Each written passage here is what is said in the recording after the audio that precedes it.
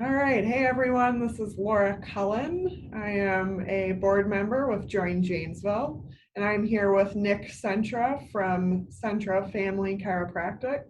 Nick's going to give us some advice on how we can build up our health and immune system, and also some action steps we can take while we're living this unprecedented time of safer at home. So, Nick, do you want to introduce yourself? Yeah, I'm Dr. Nick Centra. My wife and I are both chiropractors. We own our own practice, Centra Family Chiropractic, like you said. And I'm also a board member with Join Janesville. And we just wanted to do some videos. I know, as board members, we were talking about stuff we could do to get information out there to people that follow us and to our to the other members of Join Janesville that could be beneficial during this weird time that we're all experiencing. So Yeah, that's awesome. Thanks, Nick. yeah. Um, so I've got a few questions I wanted to ask you. First, as a chiropractor, what are some ways you help people improve their health?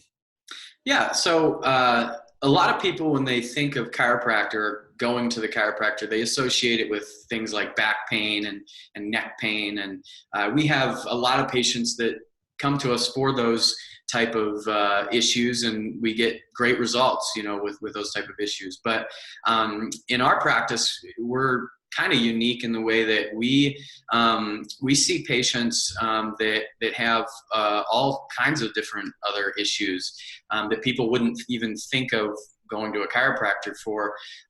For instance, we see a lot of babies, kids, families, pregnant moms, and so forth. And a lot of those kids are people that come to us with other things like ear infections, allergies, asthma, ADHD, sensory issues, migraines, all kinds of stuff. And most people wouldn't think of chiropractic as to helping those things. And the truth of the matter is that we don't really treat ear infections or allergies or any of that stuff. It's just that as chiropractors, when we assess the spine, if we do that not because of just pain, but because the spine protects your central nervous system. And your central nervous system controls everything in your body, including your immune system, as it pertains to what we're going to talk about tonight. Your immune system is completely controlled by your nervous system. So if there is a misalignment or an imbalance, a restriction of motion in the spine, not only could it create pain, but it is also going to interfere with your nervous system's ability to control the rest of your body optimally, and that includes your immune system. So a lot of those patients come to us, to improve their overall health and such, and that's how we approach cares from the nervous system standpoint.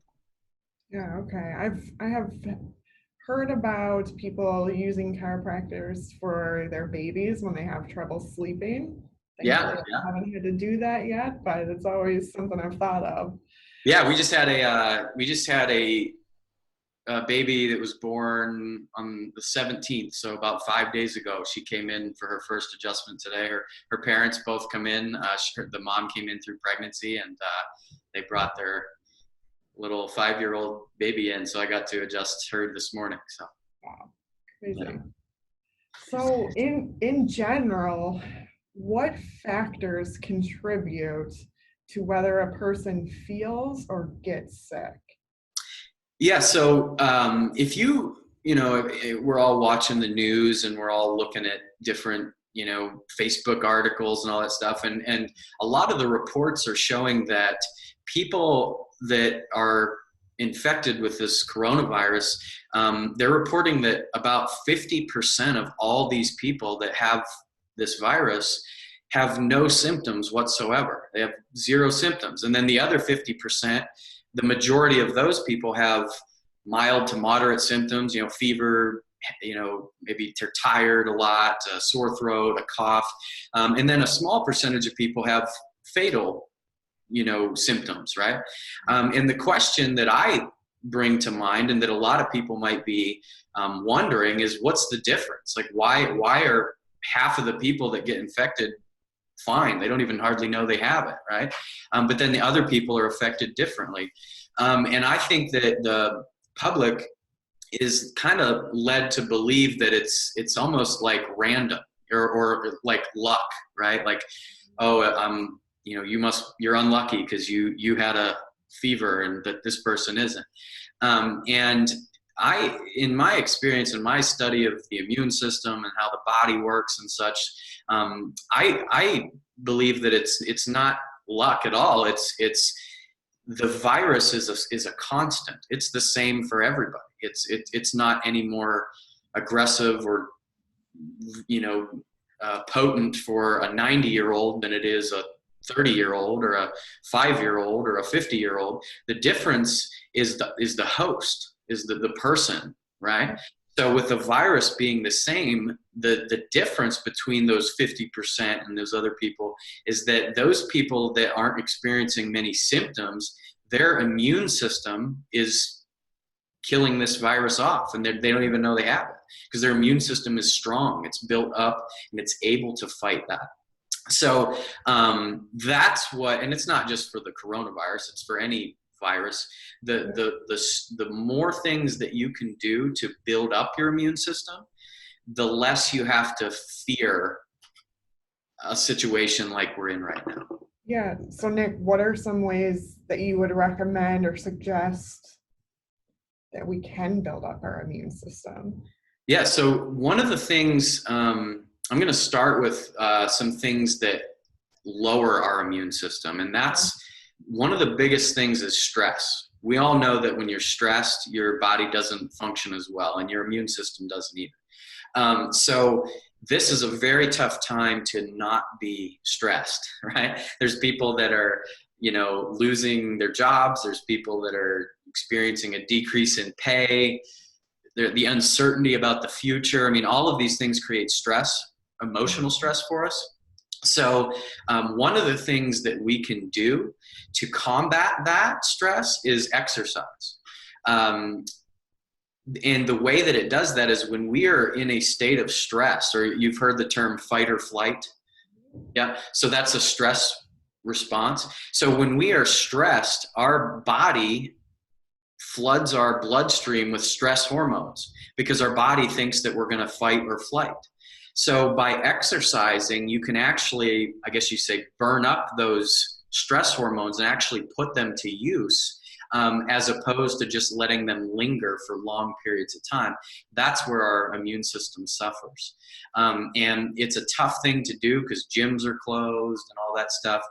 You don't have to get a gym membership or be a bodybuilder. I mean, we're talking, 15, 20 minutes of walking, or go out in the backyard with your kids and play catch, throw the football, play tag, whatever it is. Just make sure you're trying to move at least 3 to 5 times a week, just to get your body moving.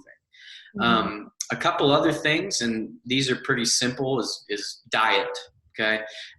Things like sugars, not only foods, but drinks. So, juices, pop, soda, all the good stuff, really. Those things are all going to increase inflammation, which is going to lower your immune system. Dairy is another one. The more dairy, that increases inflammation in the body. And on the other side of things, the opposite of that is make sure you're getting your fruits and vegetables, vitamins, minerals. That's going to help improve your immune system. The other thing to help combat the emotional side of things, that would be meditation, prayer, whatever your beliefs are, but anything that you can do to not focus on those stressors, those things that are stressful in our life, because prayer, meditation, whatever, yoga, those type of things, that forces your focus to be on things, and that'll change your internal state. It'll take you out of that state of stress. So the last thing that I'd like to mention on top of what I answered in the first question is we have a lot of patients that get adjusted, and getting adjusted because it helps with your immune system.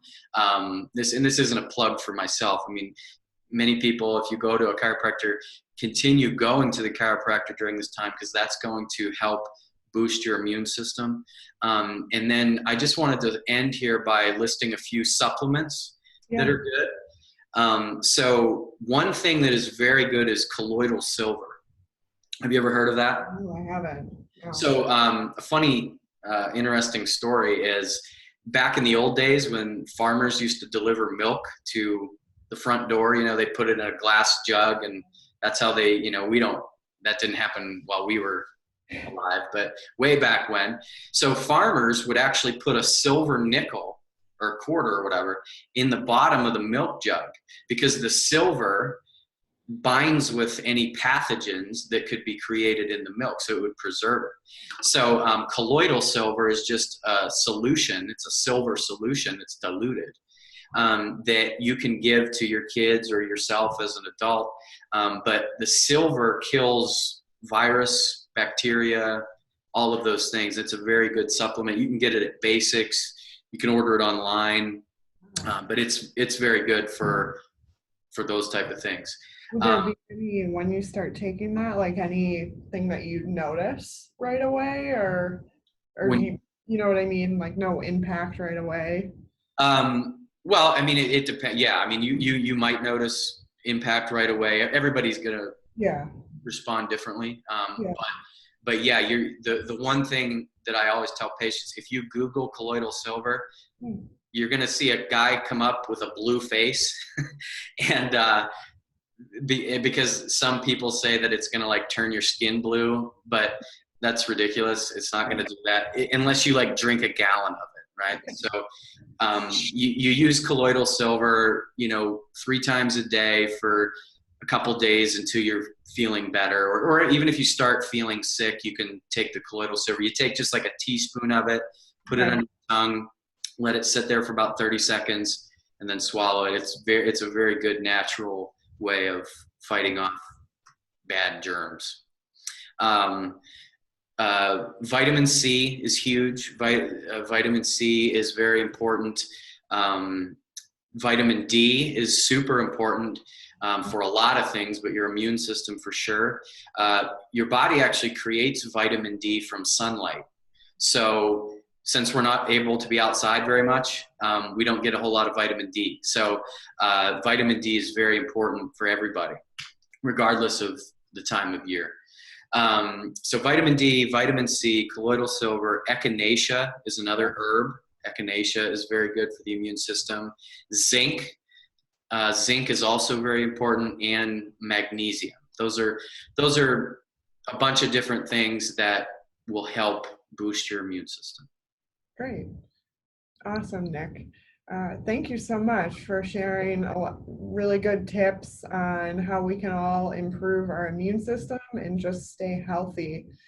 Yesterday, I didn't get outside, and I just felt kind of not the same, not my normal self, but today I made a purpose to go for a walk, get some sunshine, like you said, and I have more energy getting to the end of the day than I did yesterday, for sure. I actually got less sleep last night, so outside is very important, like you said, and some exercise. Well, yeah, sleep, that's another thing too. I forgot to mention that. That's big. It's tough to keep the sleep schedule, especially with kids.